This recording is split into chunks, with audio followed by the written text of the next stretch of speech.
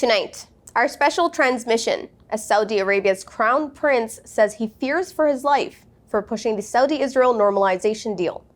Assalamu alaikum and good evening. This is Muslim News Canada on Muslim Network TV. I'm Zahra Sayed. Today is the 316th day since Israel started its aggression against Palestinians. The Gaza Strip has been rocked by a wave of Israeli airstrikes, killing 20 Palestinians. The strikes targeted residential areas and civilian gatherings across the region. An airstrike on a house in Nuseirat refugee camp claimed 2 lives and left several injured. The Baptist Hospital reports 11 casualties from bombings in the El Daraj neighborhood of Gaza City.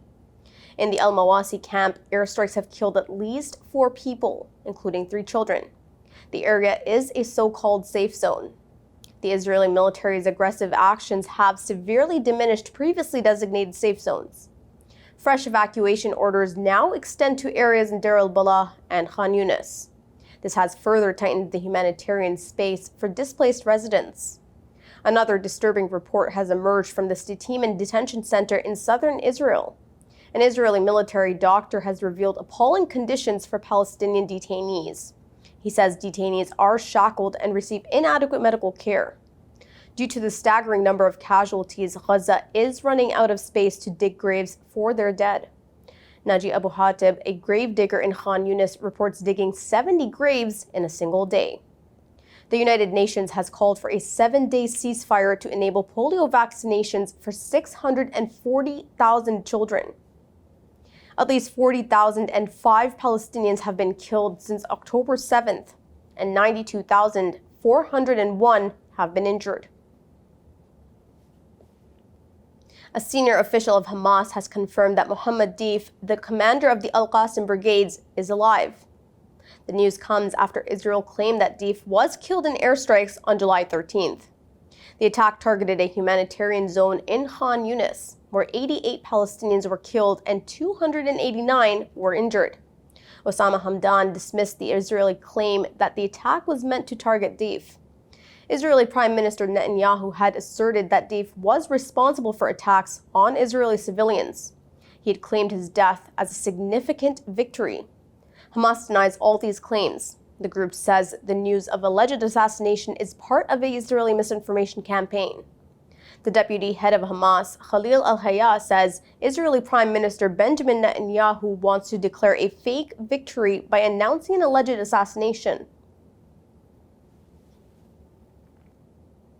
Negotiations aimed at ending war in Gaza and securing a prisoner exchange between Israel and Hamas have resumed in Qatar. The talks are mediated by Qatar, Egypt, and the United States.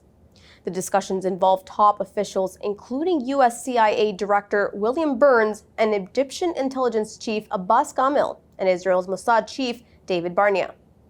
Hamas is demanding clear commitments from Israel regarding a U.S.-backed proposal that includes a ceasefire, prisoner swap, and Gaza reconstruction. However, the peace talks face hurdles due to Israeli Prime Minister Benjamin Netanyahu's 4 key demands, which could potentially derail the talks. Netanyahu's conditions include stringent security measures, control over border crossings, and detailed knowledge about Israeli prisoners in Gaza. He also insists on retaining the right to reject the release of specific Palestinian prisoners and deport them, if necessary. The conditions are contentious amongst Palestinians. Experts say these conditions threaten to undermine the peace process and potentially prolong the conflict.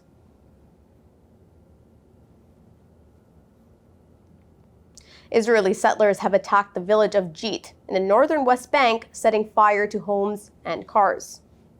The assault resulted in the death of a 22-year-old Rashid Sadda. Another Palestinian has been seriously injured. Some of the settlers were wearing masks. They threw rocks and crude bombs. The Israel Defense Forces have arrested 1 settler. They say they are investigating the incident. Prime Minister Benjamin Netanyahu condemns the violence. The international community is calling for accountability. The United States is denouncing the attacks as unacceptable. The incident is part of a troubling trend of settler violence amid rising tensions in the region. A report by the United Nations estimates 1,250 settler attacks since October 7th. 120 of these attacks led to people being killed or injured. 1,000 of these attacks caused significant property damage.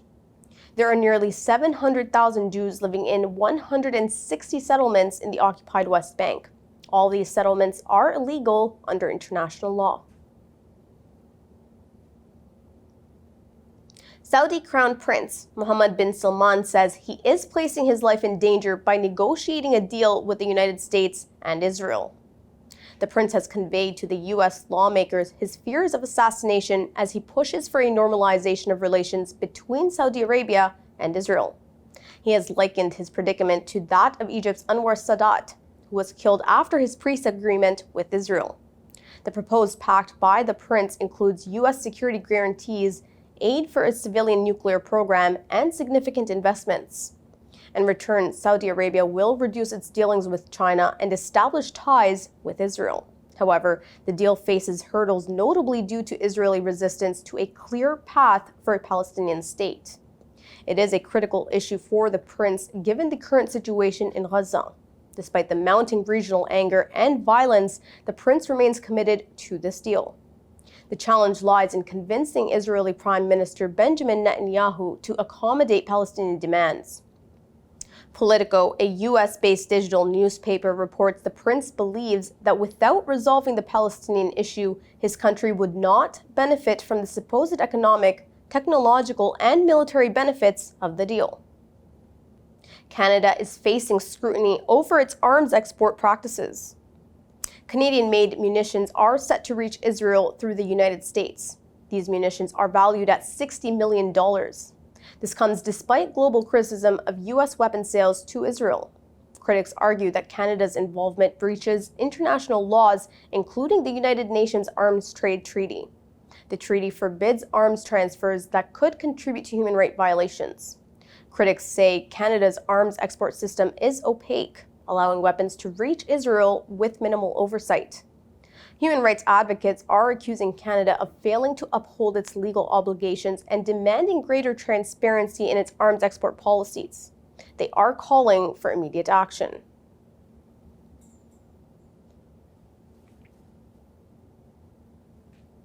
Canada is demanding an investigation into the recent destruction of a vital water facility in Gaza.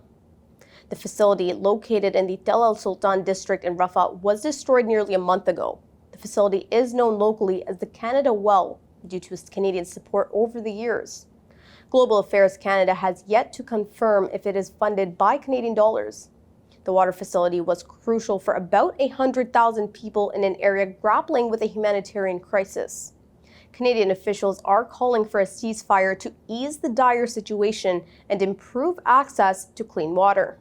The Israeli military is reviewing the incident. It says its actions were aimed at dismantling terrorist infrastructure.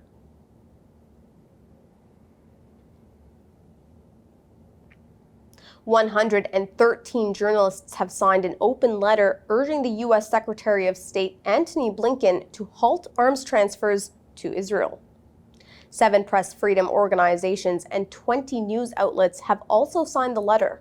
The letter condemns the U.S. for abetting Israel's violent suppression of journalism. The letter also argues that the U.S. is complicit in Israel's suppression of media freedom by supplying weapons used against journalists.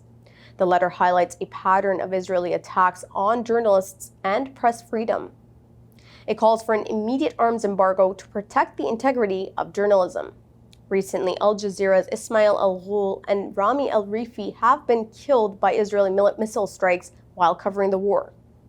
More than 160 Palestinian journalists have been killed by Israel in the past 10 months.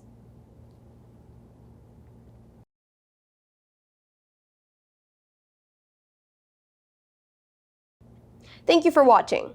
Our news is produced by Muslim Network TV, which is a not-for-profit organization. We need your support for donations. Please scan the QR code on our broadcast or visit muslimnetwork.tv to donate now, so we can continue to amplify the voices of Muslims in Canada and abroad. Assalamu alaikum.